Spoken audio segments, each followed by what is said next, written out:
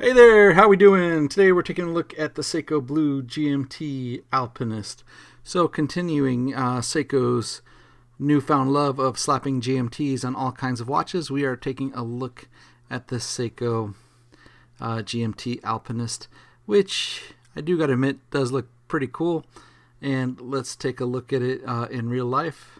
I like what I've seen online of them, but let's see. And there you got the little protector. And this one is the SPB377. And this is the blue dial with the blue strap. And that blue strap is a perfect match to the blue dial, which is pretty cool. And you can see the hours for the GMT across the bezel there. But otherwise, very much the traditional alpinist style there. And interesting enough, you've got the date again between the 4 and the 5. Here, we take a closer look around the whole case of the watch, and this is, of course, an automatic watch, mechanical GMT, and it's part of the Prospect series. So, Seiko has a long history of sports watch excellence, and this one here is the Alpinist. The Alpinist was Seiko's first sports watch, actually. It was first started in 1959. So it's kind of like a field watch, a mountain watch. That's why it's got the name the Alpinist there. You can see the case back with the display back. It's really nice. You can sit there and watch it, and it hypnotizes you.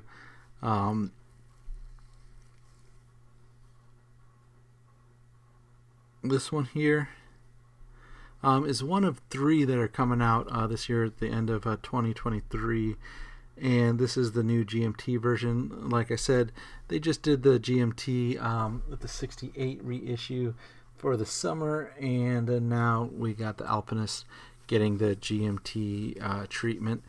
This one's got that 24-hour GMT bezel, and like the true Alpinist, it does have that rotating inner compass bezel. I'm just taking a look at the strap here for you guys. The strap's nothing special. It's the watch you're really looking at, but the blue color is kind of cool that it does match it. It's got the trifold push button release clasp that you saw me having trouble with earlier because of the extra sticker they put on there. And this is, when you think of an Alpinist, you think of this style with those special, iconic wedge shape markers and the stylized numbers. So I'm kind of glad they didn't take away from the Alpinist design or change it. They just kind of added the GMT, and the most thing you can see with that change of the GMT is the bezel. Otherwise, if you didn't see that bezel, you would think it's just a normal Alpinist. And I think it's good that they keep extending out the Alpinist line. It really is a fan favorite, and it's nice that they're doing different stuff with it instead of just different colors and stuff. We had a few years ago the baby Alpinist that came out, and the variations of the Alpinist, but I do like this style Alpinist, the iconic one that you think of when you think of it. I know this is not the same as the original Alpinist back in '59 when they came out, but this style has really became kind of synonymous with the Alpinist. You either got the blue dial one here or the green dial Alpinist too, but now with the GMT. So with the other colors, you've got the black with the black strap, and you have the white. The white again is a celebration of the 110th anniversary of Seiko wristwatches. So they have that white dial theme for the 110th anniversary, and that one also comes with, it's a metal bracelet, and then it comes with the brown leather strap. And the blue is just so vivid. The color is really, really nice. That's why I'm showing it to you in a couple different angles, this dial. And the dial is just killer. It's hard to kind of go away from this blue sunray dial. It just looks good. I do wish the strap was, a little bit nicer, but I guess at the price point you can't beat it too much. The Alpinist, they try to stay a little under $1,000. This one's a little bit more.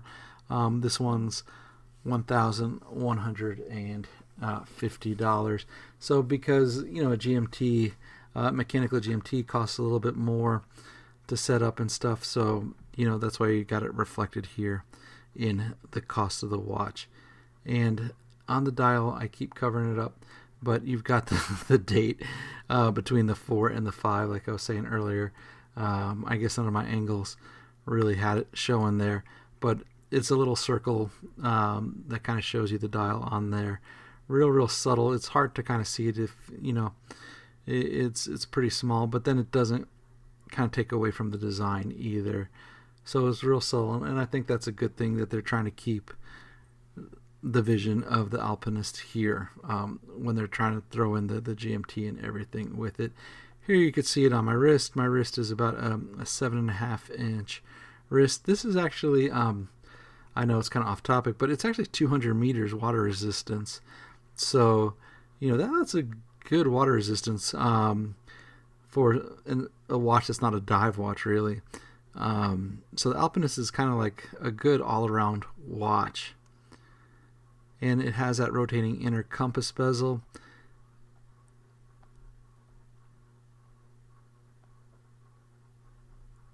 It just looks so good. And you got the Lumibrite hands and markers. And here we got it in the dark. I didn't have that much time to cause it to glow. The diameter of the watch is 39.5, so just under 40 millimeters. And the thickness is 13.6.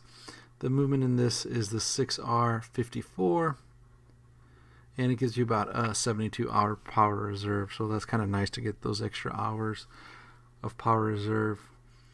You can see it glowing